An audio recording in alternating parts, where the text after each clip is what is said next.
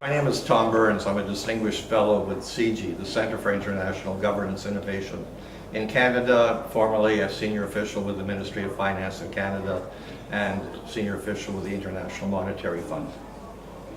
Now, China's economy is clearly a major part of the global economy that has been emerging for some time. It's now the second largest economy in the world. It's contributing over a third of the world growth this year, and so it's important. The fact that China over the last couple of years has begun to take an important role in global economic governance is a very welcome sign. I think the proposal and establishment of the AIIB, the Silk Road,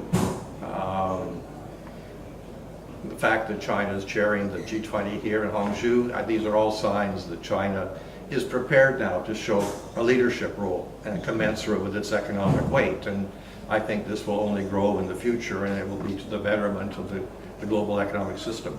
Now, I think there are a number of ways to achieve growth, but I think the most important point which the President made yesterday was that we need stronger growth, that without stronger growth, we will not be able to achieve these other objectives, whether it's reducing inequality, whether it's achieving green finance. They're all important, but we've not, and the IMF a couple of days ago when they released their report for this meeting said growth is too subdued. G20 countries have not, many of them have not delivered on what they committed to, and that bolder action is needed if we're to meet the growth targets which we've agreed upon earlier.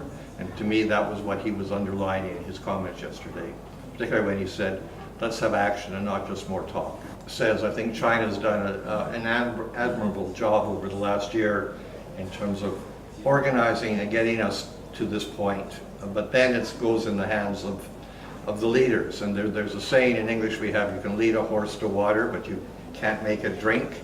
China's done all the things for a very successful outcome. We need to see how the other leaders respond. I think it's a matter of concern that a number of the other leaders face weaknesses in their domestic situation, whether it's President Obama, who only has 4 months left in his term, Chancellor Merkel, President Holland, who are facing elections early next year. The fact, obviously, Brazil has just changed leadership. Argentina just recently changed. So the question is, do they have the political strength to carry through the reforms that are necessary, the reforms that China is undertaking right now? I might add from my own country, Canada, the reforms that Canada under Prime Minister Trudeau is undertaking, including infrastructure investment. I think it's in a transition to that. Certainly the G20 at leaders level was established because of crisis, the 2008 global financial crisis. The G20 responded very well. I think most people recognize that. The challenge for the G20 has been, can it make the transition to being helpful, coordinating well in a non-crisis situation? And the way to do that is, in part, is to have good ideas and to try and build consensus around that. I think China this year has brought forward a number of ideas. We mentioned some of them earlier, from green finance, sustainable development, an innovative economy. Now we need to see the other countries step up to the plate and be prepared to implement some of that. Now, I think the first is, how do we get more growth? And I think the IMF there's no one simple solution. There's no, as we say, there's no silver magic bullet that will solve all the problems. We need to use all the policy tools as governments we have available.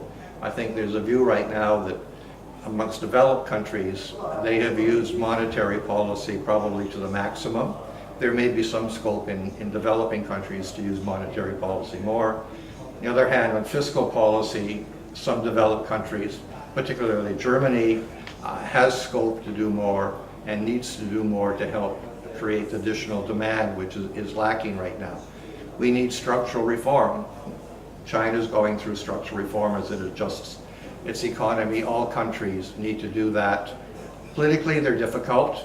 The payoff is not always quick, but again, economic research has shown that reforms to product markets, for instance, trade liberalization, can pay fast dividends in terms of additional growth. And so that's where we need to focus on all of these measures.